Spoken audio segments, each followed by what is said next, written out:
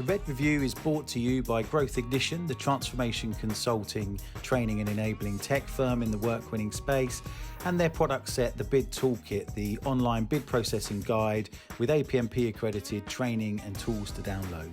So welcome to the Red Review podcast and a new season. So just to position it for everyone, that Mike has, as you may have seen in some social media posts, has left me again for his political career, but this time, fantastically, he's been selected as the Labour candidate for Northampton South for whenever the next election happens.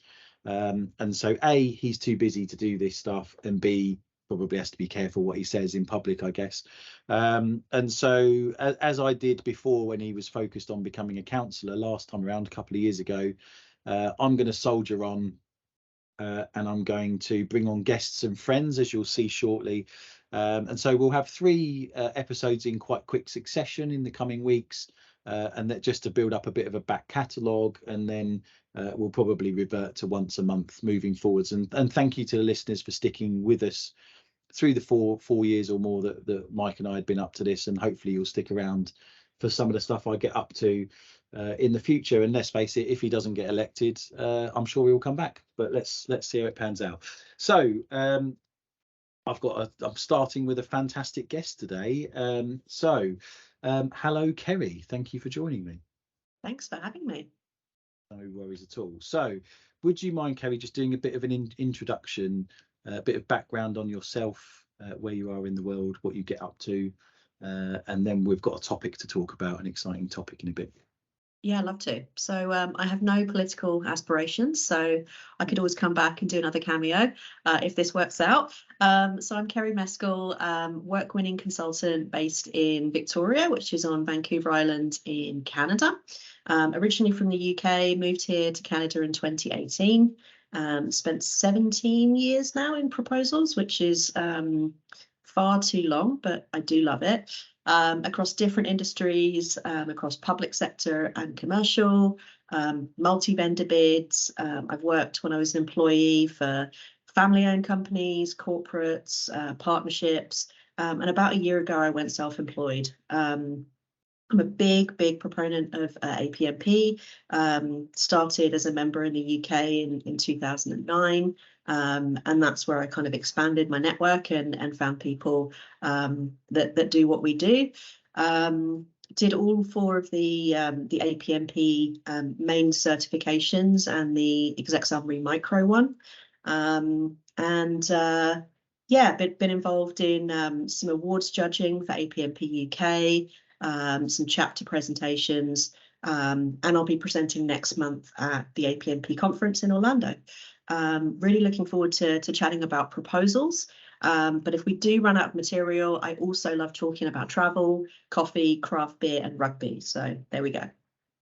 Fantastic. Okay, well that's plenty to talk about then. Plenty to talk about. What's just to prep people for it. So BPC in Orlando. What is the subject that you're talking about? Just so people. So I'll be co-presenting with a former colleague, Shraddha Talwar, and we'll be presenting on how to elevate yourself from a manager to a leader.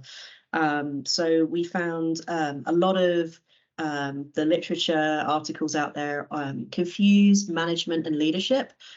So our presentation focuses on emotional intelligence and some of the skills that you can use to really move from people manager, kind of pushing the paper around, to inspiring people and leading them. Fantastic. That's going to be great. I'm sorry to be missing that. We took the decision at Christmas, the wife and I, we were going to make a bit of a holiday out of coming to Orlando for the conference, but with the R word recession knocking around in the UK, and let's just say at the time when I made this decision, not the most stable government, etc., sort of Liz Truss area, I guess, so we were making these sorts of decisions. I decided not to go and invest in it and hunker down for a bit. And I don't know whether that's a mistake or not, actually, but I'll certainly try and come next year. But I'm sorry to miss that. So I'll make sure I put a link to that into the podcast notes, so people can make sure they look out for that one, because that's actually a really super important subject, which leads in nicely, actually, in terms of some of the subjects we're going to talk about. So thank you for putting a subject forward. So I put a call out when I put some posts out about the podcast changing, and Ceri, thank you for coming forward with a subject to talk about. So for everybody else, please do feel free, if you'd like to come on the podcast, do DM me or email me with any ideas of subjects you'd like to talk about.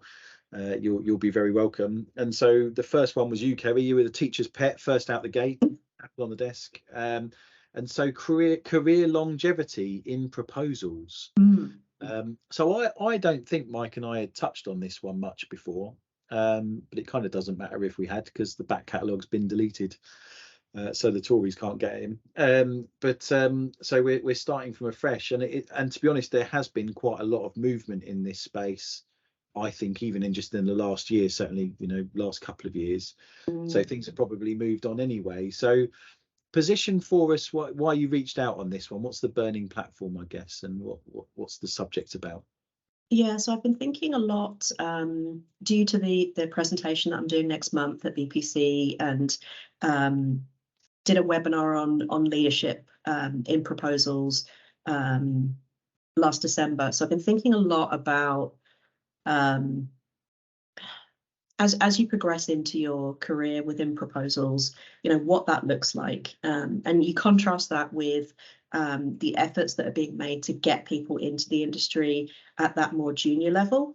So you've got things like, the UK bid and proposal coordinator apprenticeship scheme. You see internships and grad schemes. Particularly over here in North America, I'm seeing more job ads for that now. And then I know there's work with universities to get bids and proposals into marketing and business degree syllabi.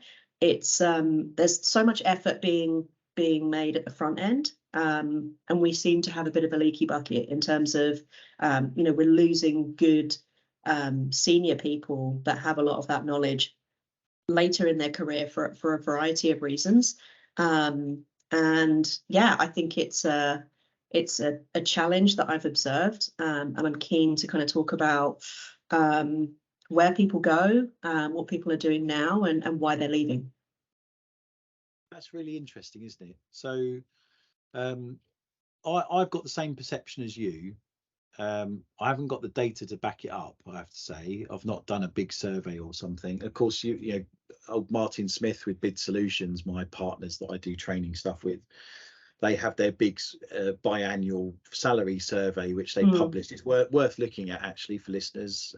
If you Google Bid Solutions salary survey 2022, because I think it was a last year thing. There's some really interesting insights in that, and there's quite a big report that gets published, a slide deck with gender diversity, inclusion stuff, all kinds of stats, progression stats. But the age or the maturity question always comes up for me. And I'm not sure Martin's data's cut quite that way in terms of age or maturity or career progression to senior roles. I can't remember off the top of my head, but I constantly have this conversation comes up with Martin fairly often, because I, like you, think that the bidding community is a bit like estate agents. You never see an old one. You never see someone, or you don't see many people knocking around towards retirement age as sort of heads of bids or bid managers or senior bid managers, do you? It's my natural sort of perception in my head. I think you're right that people drift off and go and do other things and transition into other things. But actually, Martin tells me his data says something different, that there are a number of people that have been around a long time and stick with it. So I don't know whether it's the sectors that I'm exposed to, because I do a lot in construction, outsourcing, professional services, and largely UK centric or UK hubbed, and international framework bids and things, or training teams abroad, but in reality via Teams or Zoom. So I'm not there in the fight, as it were. So I don't know if in other markets like defence and stuff like that, there's loads of people near retirement knocking around. But I don't think so, because when obviously you're a big APMPer, I'm one of the authorised training organisations, so I go to the UK conference and will go to the others.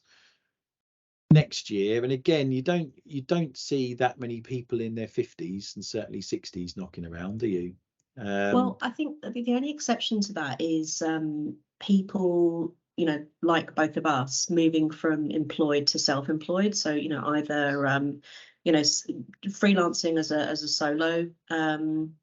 solopreneur or setting up their own consultancies. I think that's where I'm seeing. And then, with that, a lot of people moving into adjacent roles. So, the people, if I think back to my career, a lot of the people that I've worked with who have been bid managers, proposal managers, are now, in account management, sales, marketing, client experience, and on the tech side, sales enablement roles now. They haven't stayed within bids and proposals.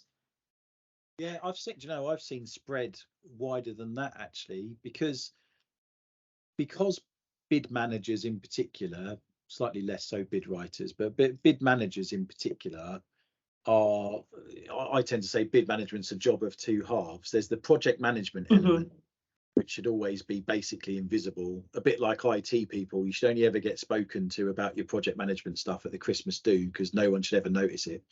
But the other half of the job is the compelling bit, how we're going to win the deal, how we influence the client, all that kind of stuff. And bringing those two sets of skills together, that's actually quite a rare set of competencies, but a really valuable one. And so I've seen people, for instance, move from bidding roles into chief of staff roles in big, well-known, management consulting firms, big five. Working with the chief exec, or at least sort of a managing director of a large, thousands of people part of the business, in effect acting as their eyes and ears and operator, making stuff happen, because that's what bidding people are really good at. And influencing people to do the right things in the right times, all of that kind of stuff. And so I've even seen some wider roles outside the work winning space, much more into organizational, ops. And of course, I've seen people move into more project management delivery roles and management consulting roles, because again, a lot of those skills, stakeholder management, engagement, how to influence people, all of that kind of stuff, as well as the baseline project management stuff, is actually very similar competencies to management consultants, particularly if you've got good emotional intelligence and empathy. Sort of are the best bidding people are very strong in that, aren't they? And largely actually on the gender point, it's been women actually. All of those roles, all of the examples I have in my head of those people, the chief of staff, management consultants, project managers, all female actually, because they're all ladies with fantastic emotional intelligence and empathy in particular. Really smart cookies. So yeah, it's interesting, isn't it? So, but the thing is, we do actually need to hang on to these people, don't we? Well, I think if people are moving, they want to move into, different career because there's a pull to something else. I think that's fantastic. Like I've managed people before that have come to me and said, look, I think I'm done with proposals now because, I'm interested in moving into, whatever it is, account management. How can you support me to kind of get into that? And when I was employed, it would be, obviously, like you're disappointed, especially when you lose somebody that you enjoy working with and are a strong team member, but you'd rather keep them within the organization. So, and you want them to be happy, so you reach out and you try and keep them within the organization and via an internal move. But what I'm seeing a lot of the time now, and again, this is anecdotally, we probably need to ask Martin to do a survey and a report after he's got BQ Tech out of the way, is I'm seeing people leave because of a push rather than a pull, like a push away from the challenges that we see within our industries. And I've got kind of a list of what I think those are, but following on from that, if we want people to stay, like how can we help them? Well, let's come to that, because I've got a view, I think. But why are people leaving then? What's the push rather than the pull? So I think the trends that I'm seeing, and my network is global. Like I post on LinkedIn 3 times a week. I'm on there all the time, kind of reading, commenting on other people's posts. So I think I've got a good cross section of our industry there.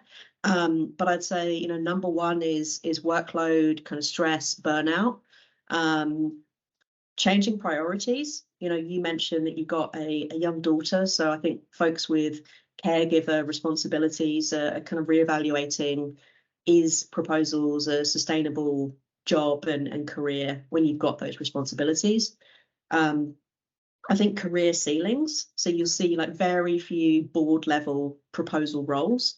And I've seen that, you know, firsthand when I was an employee, that the head of proposals had a kind of a rank ceiling that they couldn't kind of break through.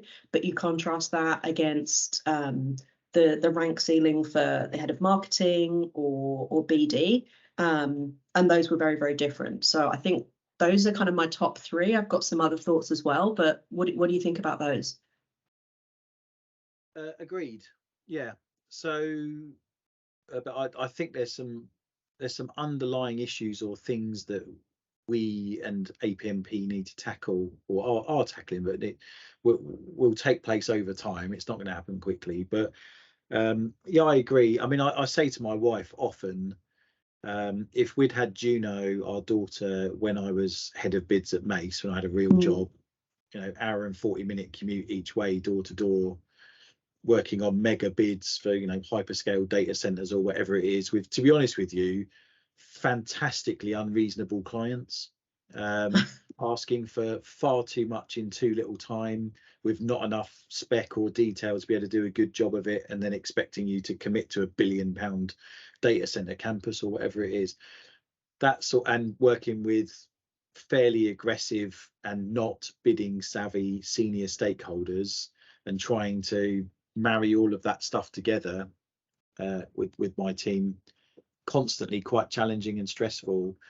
And so I think we would have been in trouble actually, having, because my wife's got her own business, which took a battering in the pandemic and is just beginning to spin up now. But she would have, if I'd still had that job, she'd have basically been on her own during the week, and at the weekend I wouldn't have been great use, because I'd be knackered from working till 1 a.m. on silly bids or whatever. And to the point, actually, I had a guy, Alan, that worked for me, one of my 2 number 2s at Mace, who did have 2 kids whilst he worked for me in that 4.5-year span. And I feel incredibly guilty to this day. And I do say to him, I was WhatsApping him the other day about a project that we'd bid when we were together, and I always say to him, I feel so guilty about what we must have put him and his family through, because he was working extreme hours fairly often, and it's not right. So, but that's a symptom of something, a cause, a disease. And likewise, the ceilings thing, I think, is another symptom of the same cause or disease. So the fundamentals are, and they haven't changed for years really, we're making progress, but it's taking it's difficult, is the lack of recognition or respect for our discipline, or understanding of our discipline as a value generator for business. And so you'll have seen me do lots of talks and stuff on capture at the heart of a talk, but actually the theme that runs through so I did a UK chapter APMP talk recently, a couple of weeks back, on the same thing. The fundamentals are that most people who work in bidding are being treated as a fairly low level admin resource. Their company's bidding, you know, maturity wise, the company is not in a great place that they work for, so they're bidding everything, they're not positioning for opportunities, you know, it's just an onslaught, death by 1,000 cuts, you know, that horrible sort of situation, really basic stuff, you know, BD people not aligned, no sponsorship of an appropriate approach, no decent business planning backed by market research, so they're not even fishing in the right ponds, you know, just getting battered. That is actually the life of the majority of bidding people in the world, as far as I can see it. The lucky few, the minority, I don't know, like 30% max of people that work in bids work for companies that join the dots through from their strategy, perhaps some key account management activity and account-based marketing. 5% of companies do capture, to be honest, if that. Particularly outside of North America, hardly anyone's ever heard of capture. They have no idea what I'm talking about most of the time, even though it's absolutely spectacularly game changing. Yeah. And then, it's been really interesting actually through my relationship with Bid Solutions now, which is a year old as of a couple of weeks ago, I think. So my traditional client base was basically friends or friends of friends, fairly senior people, C-suite or the level below, who used to work with me when I was a kid, and know what I can do for businesses. They know what the problem is, and they just want me to come and solve it, and they know I can, so that's fine. That's what I've been doing for nearly 5 years, mostly. Martin's client base has some of that and attracts some quite big transformation programs and things, but there is also at the other end of the telescope a huge groundswell of clients that come to him because they're losing bids. There's a symptom, there's an outcome happens to them a lot, and it's generally not good. And so they come to us for a bid writing course because they think they're losing bids because they're not very good at writing. And so I had it actually as a client, an engineering consulting business that came to us through Bid Solutions. I had to tender actually for a bid writing course with them. I won the tender, including an interview, beat all of the market leaders. Happy days. I was really, really smug about that. But so that was great. And then I immediately talked them out of it because they didn't need it. They've got 3 anchor clients that basically dominate the entire business. They have no key account planning around those clients, so no cross-sell, no pipeline management really, and certainly no long-term view of those clients. So actually what I did, that I got in a room with their BD people, their MD and some of their accountants, and quickly figured out that if they just looked after those clients better and kept picking up 50 grand's worth of work by exchanges of emails, purchase order, they're making 20 to 30% net margin on that work. If they just look after those clients and maybe pick up 1 new client a year, so go after 3 clients to convert 1, they'll smash their business plan numbers to bits. Whereas if they went after, bidding public sector work, trying to get on CCS frameworks and stuff like that, A, they probably wouldn't be successful no matter how well they're trained because they're not that positioned and don't have a brand in it. But B, they'd only make 5% net margin, and what's the point in that? So very so often, question for you on that then, and if you're able to answer, like what was their, how was their kind of bid function, bid managers kind of treated? Like, did they have a say in the go no go? Did they feel appreciated in the role? Was it? In fairness, they did so little bidding. The writing course would have actually been for subject matter experts largely. Got it. So they didn't have a professionalized bid function. They were using some PAs for coordination, and then SMEs were writing stuff. Yeah. So it might have been, if it was the right thing for them to go after bids, then we would have helped them recruit people and train people and all that kind of stuff. But they just don't need to. And actually, a lot of businesses probably don't need to. They just need to, in their case, they did need a bit of support, which we provided in writing up their case studies and CVs and stuff like that. So when they bid as a subcontractor to a prime on big government deals, they could be a good bidding partner. But that happens once every 2 years. So, with staff turnover and all that, it can change. So anyway, the maturity around this stuff is really very poor. And so I end up saying to a lot of clients that come through Bid Solutions, let's actually do a bit of a maturity modeling exercise. Come into a room with me for a couple of hours. I'll show you what bad, average and high performance looks like in terms of business planning, marketing, account management, capture, bidding, client experience, client feedback stuff. And if we can get you to a place where you can join the dots through all of that, build a plan to improve in all of that, trust me, you'll be singing. So actually, I had one of my nicest meeting of the year yesterday. I went and visited Morgan Sindall's office in Welwyn Garden City in the UK, which they were my first client when I started the firm. So they supported my business in effect and made it happen. So I worked for them for 18 months on a turnaround project where I did just that. I did a maturity piece, realised they needed a better market research business plan so they knew where to fish. We did key account plans for their top 5 clients and prospects, 2 current clients, 3 prospects. We did 5 capture plans for their top pursuits that spilled out of that pipeline. And then I went off at that point. I was doing consulting more than capability stuff. Then I went off and did some of the fishing for them, helped position for some of those deals, helped deliver the capture activity for 18 months, and then handed it over to a new BD person and to the pre-con team. And it's been a wild success. So when I joined, they've I can't say the numbers officially, but they've quadrupled their turnover in 4 years. But actually, I did a LinkedIn post on it today. The joy in talking to Dave Rousell, the business unit director that I worked with, he's a lovely bloke.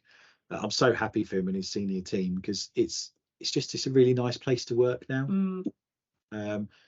Not just for their work winning people, but for everyone. They're winning the right sorts of work. It's profitable in the right levels. But actually, it's a nice place to work. It's a nice business to lead. They've got a great supply chain that are aligned. They're just doing good work, and it shows. And they're to the point where their competition now, who used to smash them to bits all over the place, are scared of them and are losing lots of work to them. So in terms of and they've got a great example with their pre-con and bid team, that they treat them as a really valuable asset. So Dave was showing me around their recently fitted out new office, and they've got a specific war room in it that has big screens, lots of whiteboard stuff on the walls, but it doesn't have a table, it doesn't have a meeting table. It's a collaboration space. So it's quite an open, airy environment, but there's sort of quite private, just for the work winning function. And that, along with a few other things they've done in their office, really very clever.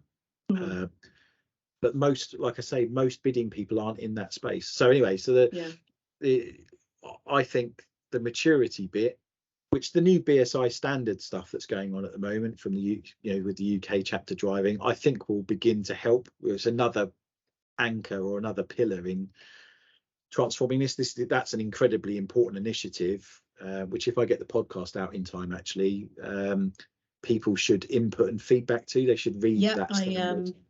I've got I'm old school, so I still print stuff out and mark it up with highlighters and pens. So I did that about a week ago, and then I spent a couple of hours yesterday inputting it onto the portal. And what I love about it, I mean, portal's not the most user intuitive, but what I will say is I love that you can see other people's comments, because as I was going through and uploading mine, you can. I was reading other people's and going, oh yeah, I didn't think about that, and then it kind of sparked another thought. So I mean, jokes on BSI and the steering group, because they've got twice the amount of comments from me than originally noted down on the hard copy.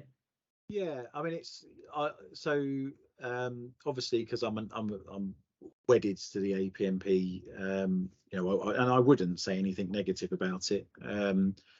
But there is a bit of work to do, just because of the way that BSI operate, how the process works.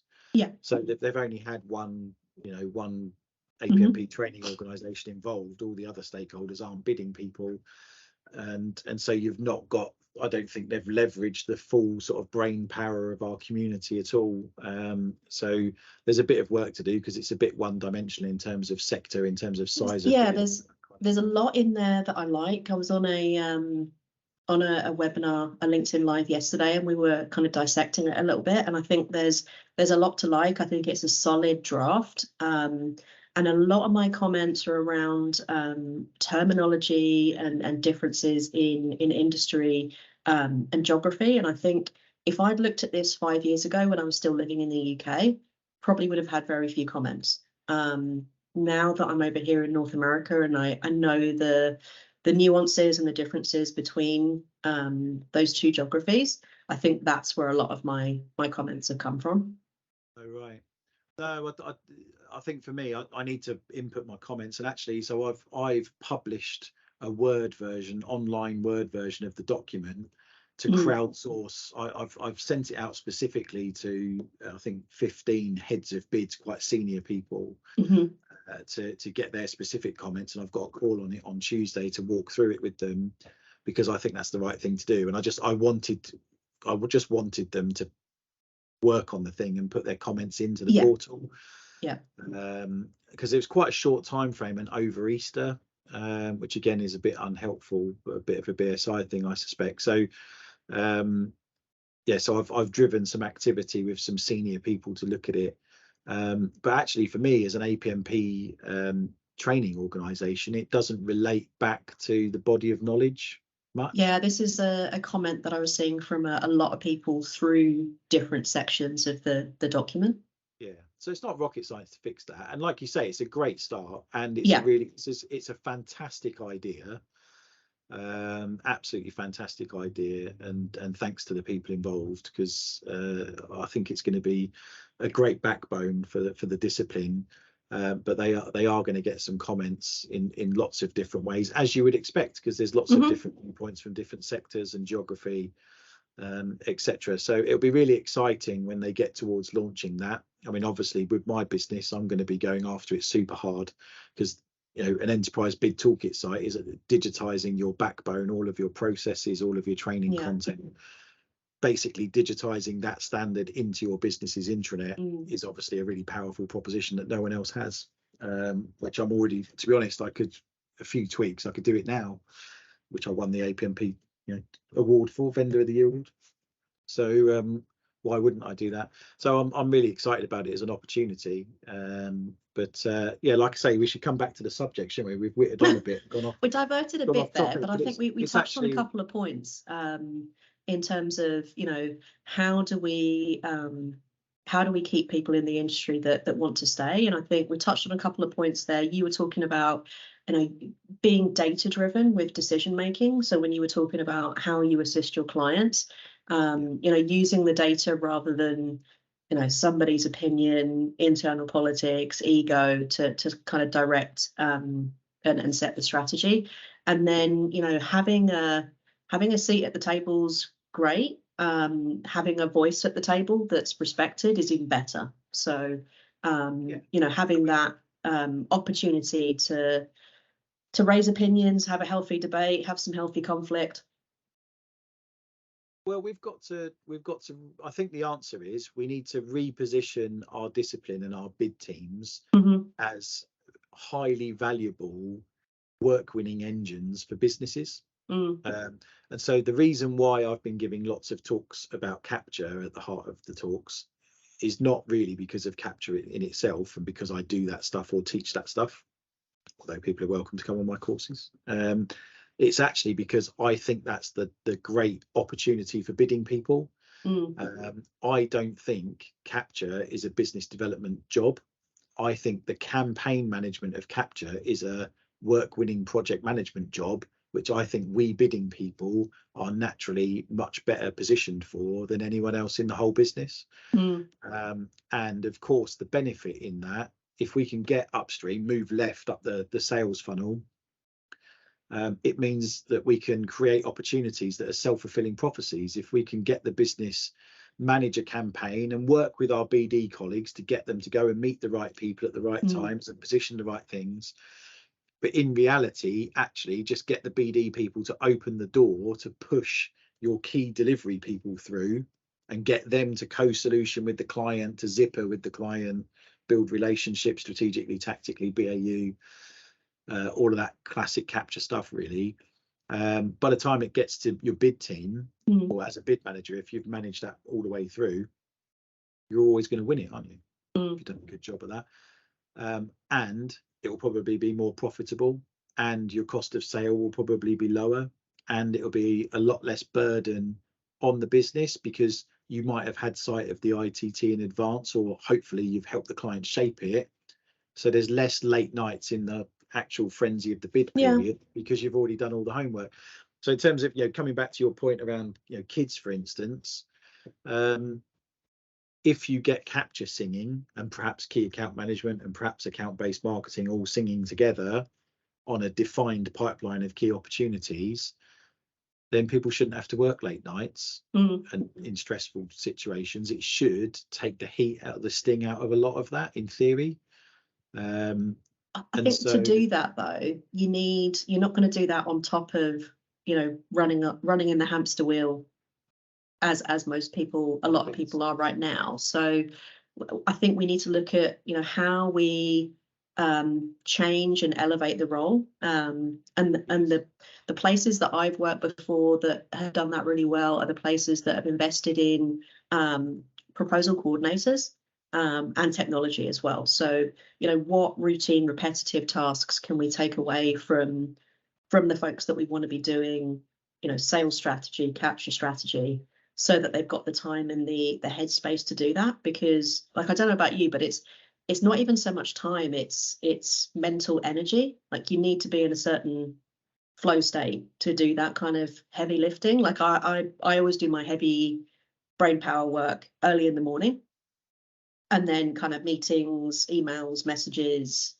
in the afternoon, because I'm just toast by about 2:30, 3 o'clock. Yeah. No, you're quite right.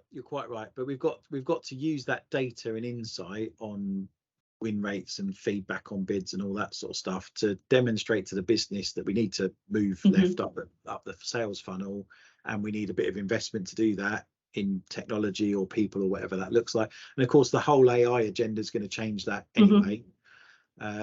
So you're quite right. We need to focus on becoming management consultants who are experts in winning deals. That's how I pitch myself when I'm working with a new client or a new team within a new client. It's like, I'm not a subject matter expert in, whatever the client is. I'm a bid proposal expert, and I'm here to enable that revenue. Yeah, because I think that then unplugs the ceiling problem, because you could become a head of winning work or head of business growth. You could become that business development director, in effect, if we can switch it from being where most organizations are, which is BD is a kind of war of attrition, throw enough mud and see what sticks, vague strategy, vague direction. If we can get to a place where the bid team is at the heart of getting the business to be snipers rather than infantry, very selective, very thoughtful, focused on positioning, focused on negotiation first, and then shaping procurement second and winning those. That's where the fight is, and that's where the most in the data that I do have and the maturity modeling stuff that we do, that's where the high performing organizations are. The most profitable organizations with the most sustainable growth trajectory over time are the ones that have a well sponsored set of initiatives through that arc. That's a key point, actually. Another thing for unlocking this, the biggest defining factor that I find in all of this, in that sustainable win rate, is sponsorship. You've got to have somebody at board level in the organization who gets all of this stuff and backs you. Do you know, the two best examples I've seen of that, and they weren't at the same organization, but I love it when I see this, is the first thing is sales being measured on lost pipeline as well as won. So they're not throwing everything at the wall, because they're measured on how much have you lost dollar value as well as how much have you won. And then those technical subject matter experts being given room to breathe and actually work on bids and proposals. I mean, I've worked with professional services clients before whose technical subject matter experts are targeted to be 100% on billable work. So they're doing bids and proposals off the side of their desk on evenings and weekends. So no wonder they're getting information to you that's late or not great in terms of quality. The best clients I've seen the best organizations are reducing that percentage of billable work focus that their SMEs have to do, and then also setting them proposal bid related KPIs as well. So, as part of their overall performance management. Like, you know, have you hit the internal milestones that the bid team is setting for you? You know, what's the quality of that work that you're kind of turning over as part of proposals? Yeah, absolutely. I mean, but most organisations aren't even timesheeting the amount of time spent on bids and that kind of stuff. Yeah. They're not tracking the cost of sale at all, and it is incredible when they switch that on. Hmm. So I've got a client. I did a maturity piece with the chief exec, and have done a bunch of bid training and stuff out the back of it. Um, working with a mate of mine who's joined the business, he brought me in to help with a sort of sales transformation program, I guess. And yeah, we got them to switch on time sheeting of bidding, and within 3 months they could see they're an 80 million pound business, and they're wasting 2.8 million pounds a year bidding stuff they were never going to win. Yeah. And it's a partnership as well, so that's real money. That's straight out their Well, pockets. I don't know whether it was as a joke, but I saw a meme. I don't know whether the app exists, but it was you know, you log into a Teams call like this or a Zoom, and based on the attendees there and some estimated hourly rates for them, it shows you how much your meeting will cost. Wow. I love that, because how many meetings do you go to where you don't actually need half the people, or you know, the person that's facilitating the meeting isn't doing so in an effective way with an agenda, you know, stopping people when they're going off track. Yeah, the big thing I enjoy about working here in Canada, due to the time zones, a lot of the time you're asynchronous working, and only doing those meetings when you absolutely need to. Yeah. No, that's really interesting. You're quite right. There's huge, colossal wastage, but in hobby bidding. And so that chief exec, actually, he has said to his partners, if they want to bid something, they have to put 5 grand of their own money in. And if they win it, they get their money back, and Oh my obviously gosh. their share of the profit that they make on the jobs. If they lose it, they lose their 5 grand out of their bonus. Um, Proper stuff. Yeah. Quite right. And he switched all their public sector portals off, so they don't get silly notices with people Oh. just answering stuff. So I think that was a bit too bold, if I'm honest. I think you have to have a bit of carrot and a bit of stick, and just measure things and I mean, maybe if it softly was talk double or people. nothing. Yeah, quite good. Well, yeah.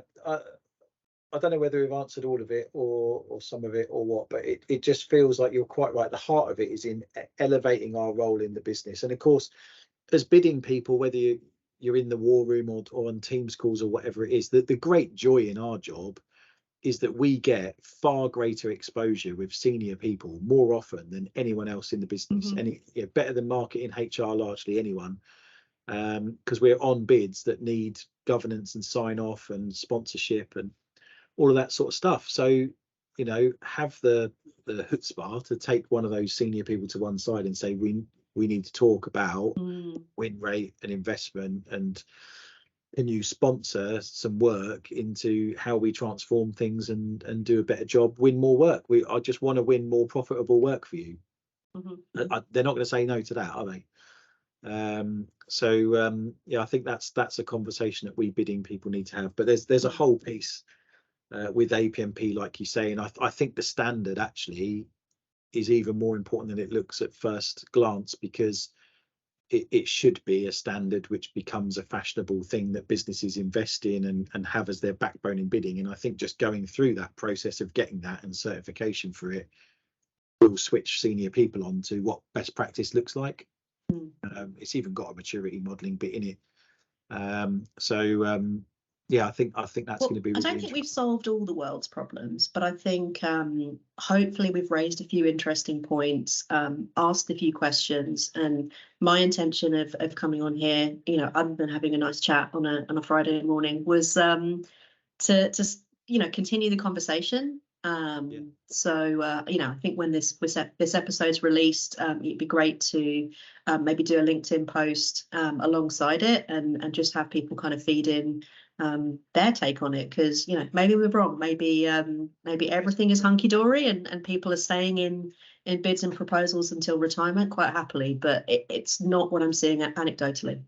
Yeah, it's not what I feel, and then I think there's probably a follow-up in 6 months or a year or something, because there's a next level of detail that you can't really get to on a 40-minute podcast of, you know, how does the APMP or just generally the discipline support senior people? Do we create a network, a coaching group, a mentoring group that's at a senior level? Do we have sidebar bits at the conferences, you know, I know there's the odd sort of dinner that goes on with senior people invited to, but it's not official or public, or sort of regulated. It might be, because, you know, I actually think the last UK conference there were more senior people there. There were more heads of bids there than there were pre-pandemic, and Do you that know was what I'm great going to to see. do? I'm going to, so one of the dinners or receptions that you talk about is the APMP Fellows. And so I'm going to attend that when I'm at BPC, and I will mention that to the Fellows group there, because I think that would be a good start in terms of, you know, cross section of geography, industry. Yeah. And there's a whole bit around, we do need, and in the UK chapter for sure, we desperately need more senior people from industry, as in employed people rather than consultants and trainers like us, to serve on the boards and all of that good stuff. Yeah. Because at the moment in the UK, my personal view is we've got too many. It's a bizarre thing to say as a vendor, but we've got too many vendors, not enough employed people, which is a bit of a shame. I think it needs to be 50-50 or something.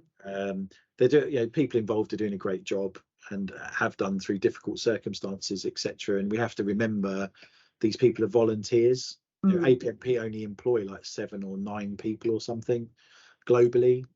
Most people involved are volunteers and should be treated with the respect around that, because they're giving up their personal time, which is important. And thank you to all the volunteers that listen. But yeah, we need some more people from the employed side to volunteer, and so we need to find a way as part of and senior people. We need to find a way as part of that too. So if you wouldn't mind raising that with your fellows, that would be useful. Good. Well, great to hang out, Ceri. Thank you very much. And as we said, please do look up Ceri's talk. Who are you doing your talk with?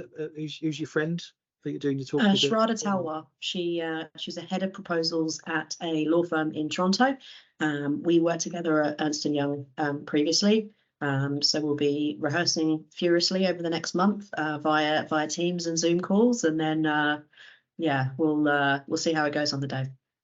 Good. I think that'll be a really useful build on this conversation, actually. I think that's a really valuable one. So please do look out for it. And thank you very much for your time, Ceri. Really appreciate it. Thanks very much.